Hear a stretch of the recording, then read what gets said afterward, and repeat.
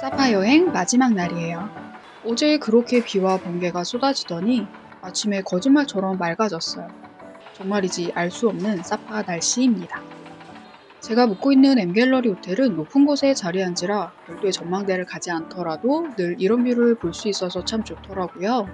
사진 팡팡, 영상 팡팡 찍는 것도 잠시. 다시 시티에 안개가 몰려왔습니다. 아침이나 먹으러 갈까요? 오늘은 별다른 일정 없어요. 한양처럼 느릿느릿 다니다가 밤 11시에 하노이로 가는 슬리핑 캐빈 버스를 탈 거예요. 항롱산에 가려고 했는데 지금 공사 중이라 입장 불가라고 하더라고요. 베트남에서도 역시 공사 요정입니다.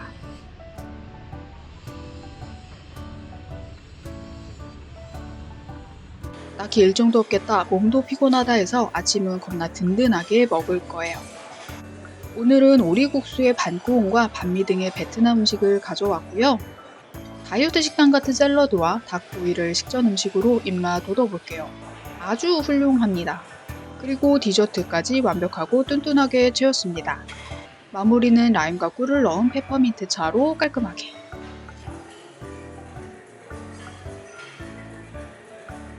체크아웃 시간까지 잉여잉여 했고요. 이제 짐을 싸볼까요? 내일 아침 공항에서 배고플 테니까 웰컴 프루츠로 받았던 바나나랑 포도 같은 거 가져가려고요. 그리고 조금밖에 못 쓴 비누는 위생봉투에 챙겨서 다음 호텔에서 새 거 안 쓰고 이거 꺼냈을 거예요. 대충 짐도 다 챙겼고 슬슬 나가볼까요?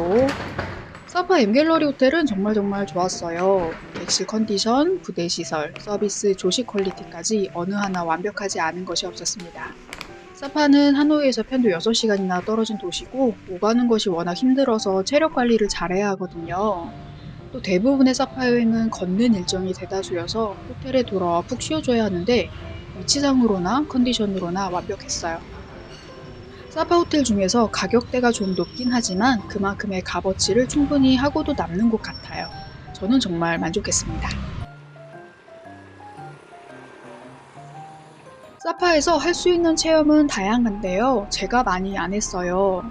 오토바이 택시를 타고 멀리까지 나가면 폭포나 이런 것들도 볼 수 있고 소수민족 마을을 그분들과 함께 트레킹하면서 식사와 시간도 나눌 수 있고요. 폭포는 큰 관심이 없어서 안 갔어요. 트레킹은 많이들 하시던데 생각보다 난이도가 있고 호객꾼들이 끊임없이 따라온다는 이야기를 들어서 그런 거 질색하는 저는 포기했습니다. 관심 있으신 분들은 한번 도전해보세요. 트레킹과 멀리 나가는 것까지 계획한다면 일정을 2박 3일 이상으로 잡으셔야 할 거예요. 아니면 굉장히 바쁘게 깎간마을, 함농산, 판시판 등을 기본으로 찍고 그 이후에 트레킹, 폭포 투어 등의 시간을 쪼개야 하니까요. 저는 셀프 트레킹, 맛보기 트레킹이나 해보려 합니다. 엠갤러리 호텔에서 쭉 내려가 모아나 사파 카페를 찍고 돌아오는 아주 짧은 길인데요. 오늘처럼 가시거리가 좋은 날에는 이렇게 멋들어진 계단식 롬뷰를 볼 수 있어요. 가는 길은 그냥 콘크리트 바닥, 내리막이라 좋지도 나쁘지도 않지만 돌아올 때 생각하면 살짝 암담하네요. 군데군데 이렇게 뻥 뚫린 곳이 있어서 뷰 보기 좋았어요.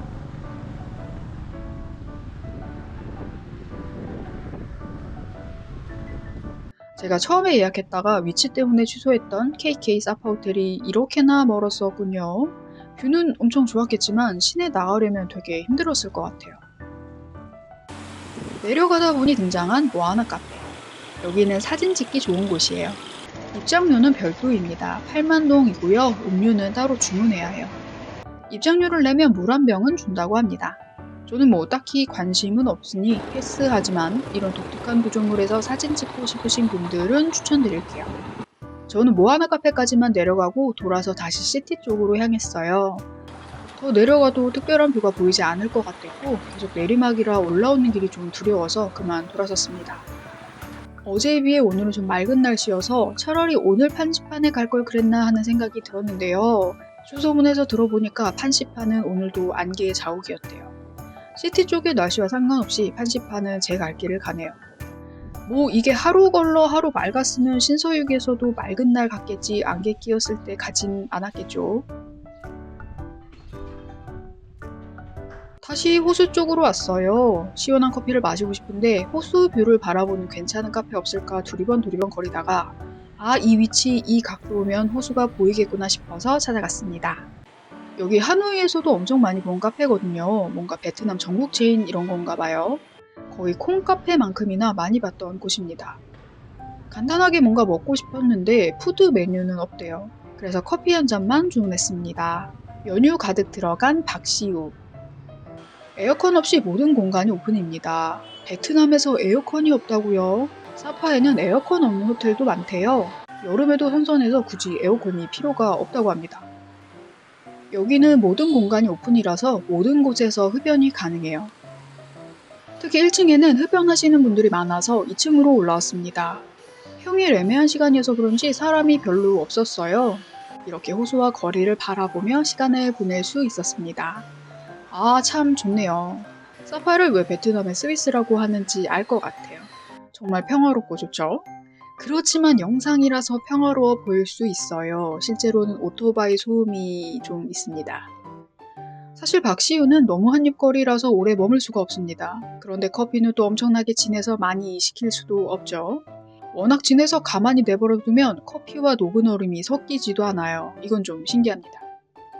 남은 얼음물까지 호로록 마시고 밖으로 나왔어요. 생각해보니까 제가 오늘 점심을 안 먹었더라고요. 아침을 너무 처먹어서 딱히 배가 고프지 않았는데 오후 4시경 되니까 점심 안 먹은 게 생각나더라고요. 사파에 유명한 간식거리가 있는데요. 군밤과 밤으로 만든 이 빵. 가격은 10,000동이었어요. 이 밤은 사파의 명물이기도 해서 어느 뷔페를 가던 자리합니다. 저는 판시판 뷔페에서도 먹었었고 오늘 아침 조식 뷔페에서도 먹어봤는데요. 확실히 길거리 음식은 길거리가 제일 맛있어요. 기름에 튀겨내서 거친 페스츄리처럼 바삭하니 맛있었고 속은 촉촉하니 목 텁텁한 밤빵이었습니다. 할 일 없어서 또 정처 없이 떠돌았어요. 셀프 트레킹도 너무 빨리 끝났고 항공사는 오늘 운영을 안 하고 그런데 이렇게 걷기만 해도 참 좋아요. 중간중간 호객행위만 좀 적었다면 더 좋았을 텐데 말이죠. 대부분의 사파 여행객들이 하는 이야기가 있어요. 그건 좀 불편했어요 라고. 소수민족 분들이 이런저런 물건을 끊임없이 권하기도 하고 싫다고 단호하게 이야기해도 따라와서 말 걸고 그래요. 그것까지는 어떻게 절레절레 하면서 외면한다고 해도 되게 어린아이들이 물건을 팔아달라고 호소할 때가 많아요. 저는 그게 마음 아프고 좀 힘들었어요. 돌도 안 돼 보이는 아이를 업은 대여섯 살의 아이의 눈빛. 뭐 피할 수는 있습니다. 앞만 보고 안 들린다 안 보인다 하고 걸으면 돼요. 그냥 그들의 삶의 방식이구나 이해하고 지나가시면 됩니다. 물건이 마음에 들었다면 구매하면 될 거고요. 어느덧 날이 저물었고요. 저는 사파에서 마지막 식사를 할 거예요. 사파는 평화롭고 참 좋았는데요. 뭔가 먹고 싶은 게 없었어요. 유명하다는 식당들을 한번 찾아가 봤는데 너무 여행자들을 위한 식당인지라 안 내키더라고요. 구글맵을 뒤지다가 여행자의 거리를 벗어나면 현지식 반값으로 먹을 수 있어요 라는 글을 읽고 여길 가보았어요. 반꾼을 비롯해 여러 베트남 음식을 파는 곳인데요. 처음에 들어가서 아 이거 괜히 왔나 싶게 굉장히 로컬이에요. 위생이나 이런 거 신경 안 쓰시는 분들은 가셔도 괜찮을 거예요. 혹시 장이 약하거나 위생이 첫째다 싶으면 다른 여행자 식당을 가세요. 저는 음식이 나오기 전까지도 굉장히 나갈까 말까 고민을 했어요. 그런데 이 음식을 받고 한 입 먹은 순간 감탄을 금치 못했습니다. 와, 너무 맛있어요. 다른 곳에서 먹었던 방꼬운과 조금 다른 모습이죠. 분짜와 방꼬운을 함께 먹는 그런 맛입니다. 이게 어떻게 맛이 없을 수가 있겠어요. 이렇게 먹고 가격은 단돈 35,000동. 놀랍고 신기했고 맛있었지만 2번은 사양할 경험이었습니다. 저녁을 먹고 나니 밤이 되었네요. 오늘은 슬리핑 캐빈 버스를 타고 하노이로 갈 거예요. 하노이 시내로 들어가지 않고 노이바이 공항에 내려 국내선을 타고 다낭으로 이동합니다. 하루 온종일 밖에 있었는데 씻지도 못하고 다낭까지 가면 너무 피곤할 것 같아서 떠나기 전 스파를 예약했어요. 예약 시간은 오후 8시. 그런데 시간이 좀 남아서 사파 광장에서 좀 떼어보려고 했는데 너무 춥기도 춥고 자꾸 아이들이 와서 물건을 사달라고 해요. 마음이 불편해서 호텔 로비에서 시간을 보내려고 해요. 호텔 들어왔고요. 따뜻하고 맘 편하고 와이파이 좋고 아주 훌륭하네요. 영상은 낮에 찍은 건데요. 이렇게나 멋들어진 풍경을 바라보며 마사지가 진행됩니다. 뭐 물론 저는 누워있지만요. 가격은 일반 5성급 호텔 마사지보다 훨씬 저렴해요. 하노이나 다낭에서 많이들 방문하시는 한국어 약간 가능한 마사지숍보다 조금 비싼 그런 정도? 저는 베트남 전통 허브 베스와 60분 마사지를 진행했습니다. 60분 마사지는 하나로 6만 원대였어요. 꽤 괜찮죠? 결론부터 이야기해볼까요? 정말 좋았어요. 저는 동남아 여행 덕후인지라 여기저기에서 마사지를 참 많이 받아봤는데요. 압과 스킬이 이토록 완벽한 곳을 찾긴 쉽지 않아요. 너무 강하면 아프기만 하고 애중간하면 덜 시원하잖아요. 되게 압이 강한데 하나도 안 아파요. 이곳이 스킬이구나. 너무 좋았습니다. 저는 센 압을 못 견뎌서 보통 미디엄으로 체크하는데 미디엄도 이 정도의 압이면 스트롱은 한국 사람들한테 딱이겠다 싶었어요.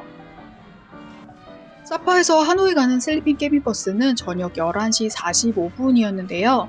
사무실에 11시 15분까지는 오라고 하시더라고요. 그래서 10시 30분경에 로비에 말해서 가는 차를 부탁드렸어요. 사파는 그랩이 잘 안 된대요.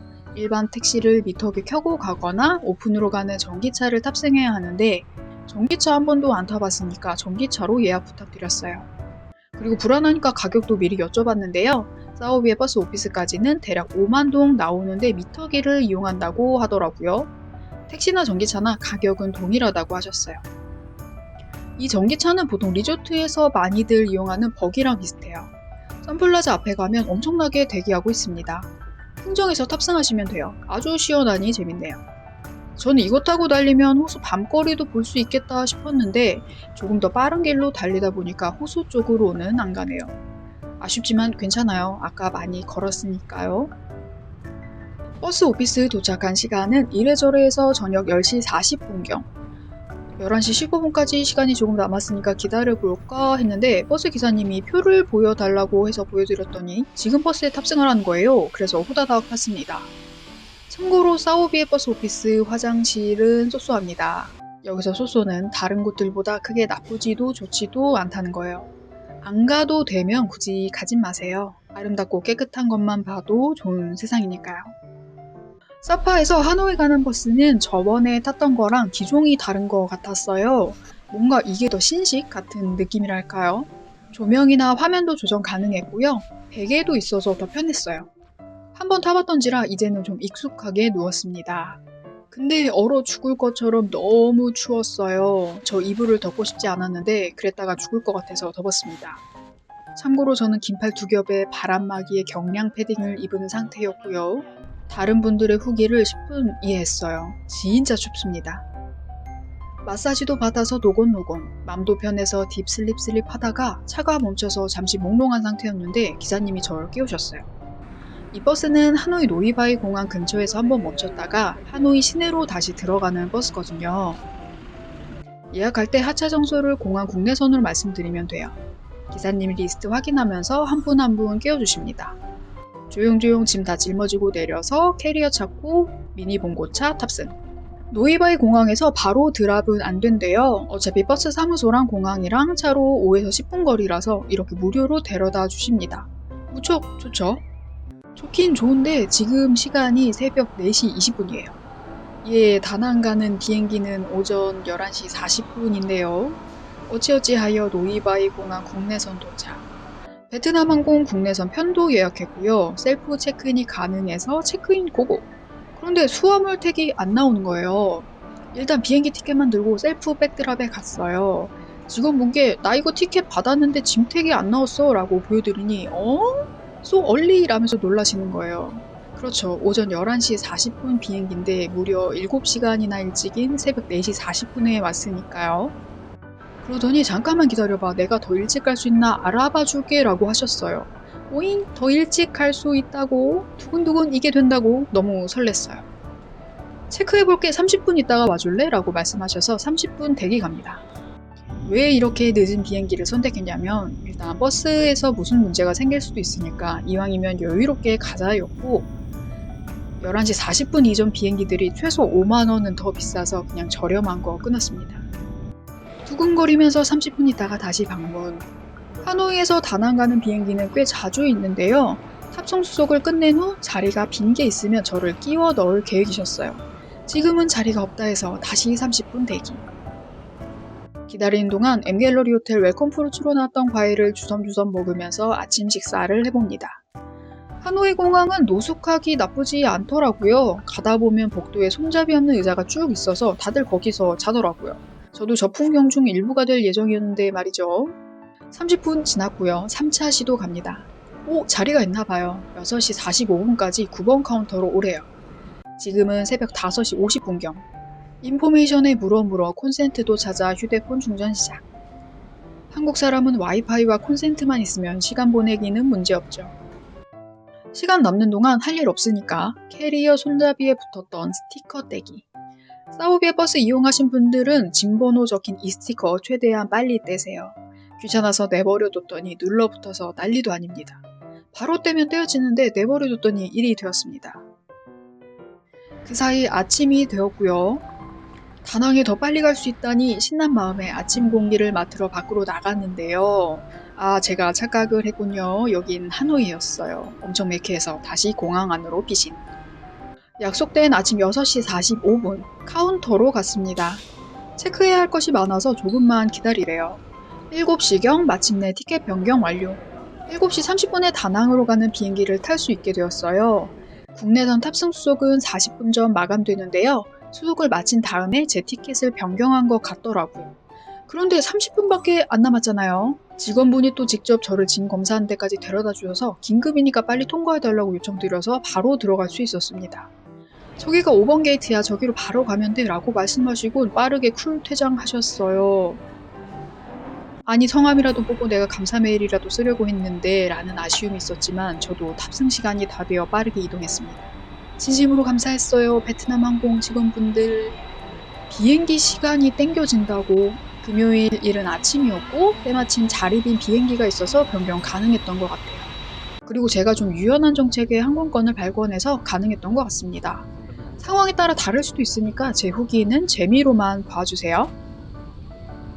비행기 탑승 완료. 저는 완전히 기절했습니다. 하노이에서 다낭까지는 약 1시간 정도 걸려요. 저는 이 영상을 어떻게 찍었는지 기억이 안 납니다. 도착해서 주섬주섬 짐 챙기는데 고프로가 없더라고요. 아니 어디 갔지 했는데 바닥에 뒹굴고 있었어요. 떨어진지도 모르고 잠들었습니다. 다낭공항에 도착한 시간은 약 8시 40분경. 그런데 또 하나의 문제가 있습니다. 제가 호이안까지 픽업을 미리 신청해 둔 거죠. 늘 그렇듯 동남아 공항에서 호텔까지는 KK대에서 픽업을 예약하는데요. 제가 무려 4시간이나 일찍 왔지 않겠어요? 인포메이션 가서 현지 업체에 전화해달라고 해야겠다 생각했는데 다낭공항에 도착해서 휴대폰을 켠 지 3분 만에 현지 업체로부터 카톡이 왔습니다. 안녕, 나는 KK데이 픽업을 컨트롤하는 사람이야. 너 1시에 도착 맞지? 시간 맞춰서 기사가 너에게 갈 거야. 저는 문법이고 나발이고 생각할 것 없이 빠르게 답장을 했습니다. 나 비행기 시간이 바뀌어서 지금 막 도착했어. 공항에서 기다릴 수 있으니 혹시 지금 픽업 가능해? 라고 여쭤봤더니 잠깐만 기다려봐. 5분 있다가 우리 기사가 갈 거야. 라는 답장이 왔습니다. 네? 이게 또 된다고요? 이게 가능하다고요? 예, 실제로 그 일이 일어났습니다. 무슨 세상 오늘 다 때려박은 듯한 기적이 몇 시간 내로 다 이뤄지고 있어요. 너무 놀랐습니다. 그리하여 짐을 찾고 밖으로 나가니 기사님이 딱. 저는 지금 기쁨의 눈물을 훔치면서 픽업 차량을 탑승하는 중이에요. 아주 행복합니다. 다낭공항에서 호이안까지는 40분에서 1시간 정도 걸려요. 예약은 KK대에서 진행했고 전 호이안까지 좀 멀리 가는지라 가격은 17,000원대였고요. 인당 가격 아니고 차량 가격이에요. 유지비니 그랩이니 상관없이 맘 편하게 가고 싶으신 분들은 무조건 픽업 추천드립니다. 라고 제가 하노이에서도 픽업 차량 탑승했을 때 말씀드렸죠. 예, 맘 편하고 몸 편한 게 여행에선 최고입니다. 공항에서 9시경에 픽업 차량 탑승했고요. 오전 10시경에 리조트에 도착했어요. 제가 2박 3일 호이안에서 묵을 곳은 아난타라 호이안입니다. 그런데 또 문제가 있죠. 보통 체크인은 2-3시란 말이죠. 저는 거의 밤을 새우다시피 사파에서 하노이, 다낭으로 온지라 엄청 피곤한데 옷도 사파 복장이라 너무 두꺼워서 당장이라도 벗어버리고 싶었어요. 아니 그런데 시간이 또 너무 이르네. 그런데 말입니다. 또 얼리 체크인이 되어버렸습니다. 너의 방은 이미 준비돼 있어 들어가도 돼. 세상에 어머나 저는 세상 복을 하루 만에 다 때려 맞았나봐요. 고마워요 베트남 친구들. 그리하여 저는 오전 10시에 얼리 체크인을 했고요. 일단 지금은 제정신이 아니니 호텔 소개는 이따 일어나서 다시 할게요. 다음 영상에서 봬요. 안녕!